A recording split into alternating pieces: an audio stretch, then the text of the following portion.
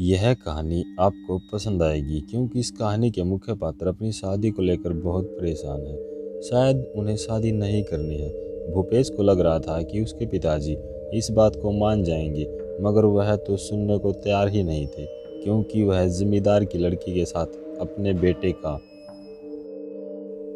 मगर भूपेश को पता था कि वह सब धन के लालच में कर रहे हैं, इसीलिए भूपेश ने मना कर दिया था। भूपेश यही सोचता था कि वह अपनी मर्जी से विवाह करे, मगर उसके पिताजी इस बात को नहीं मानेंगे। वह यह भी जानता था, मगर वह कोशिश कर रहा था कि भूपेश ने अपनी माता को भी बताया था, मगर वह इसमें कुछ भी नहीं कर सकती थी। सब कुछ उनके पिताजी ही कर सकते थे, मगर भूपेश कह रहा था कि मैं उस लड़की से विवाह नहीं करूंगा जो हमेशा अपना अंगूठा मुंह में रखती हो। मगर पिताजी को इससे कोई फर्क नहीं पड़ता था, उन्हें तो बस धन मिलना चाहिए। इसीलिए तो वह मुझे कह रहे हैं कि इसी लड़की से विवाह करो। अब मैं ऐसा नहीं कर सकता हूँ। अगर आपने मेरी मदद नहीं की तो मैं यहाँ पर रुकने वाला नहीं हूँ। मगर माता ने समझाया कि वह उनके दोस्त हैं और बचपन में ही दोनों ने यह बात कही थी कि हम एक दूसरे से शादी का यह वादा ज़रूर पूरा करेंगे। लेकिन उनके वादे के बीच में तो मैं फंस गया हूँ।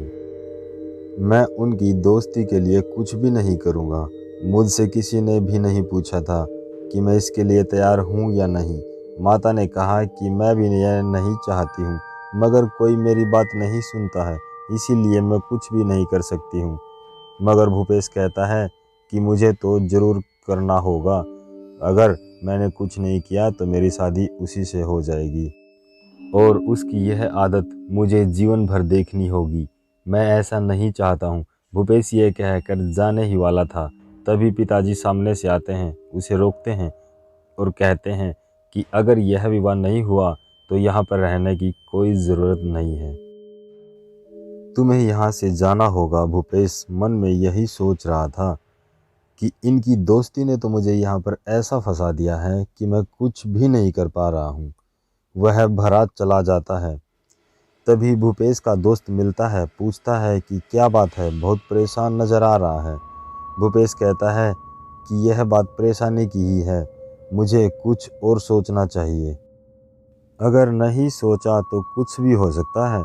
भूपेश पूरी बात कहता है और उसका दोस्त कहता है कि इसकी एक ही इलाज है, तुम यहाँ से चले जाओ, नहीं तो शादी हो जाएगी।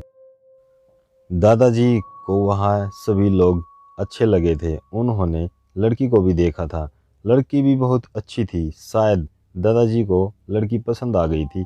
दादाजी ने कहा कि भूपेश लेकर गया था। अब पिताजी को समझ आ गया था कि उसके बाद पिताजी ने कहा कि वह आपको पड़ोस में लेकर गया होगा, वहीं पर वह लड़की रहती है।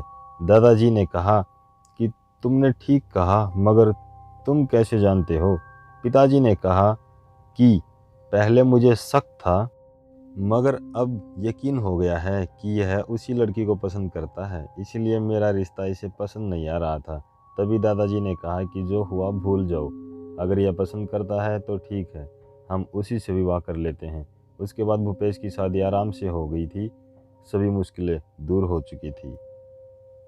दोस्तों, अगर आपको यह कहानी अच्छी लगी हो तो हमारे वीडियो को लाइक करें, कमेंट करें और चैनल को सब्सक्राइब करें ताकि हम और भी अच्छी अच्छी रोमांचक कहानियाँ आपके लिए ला सकें। धन्यवाद। जय हिंद।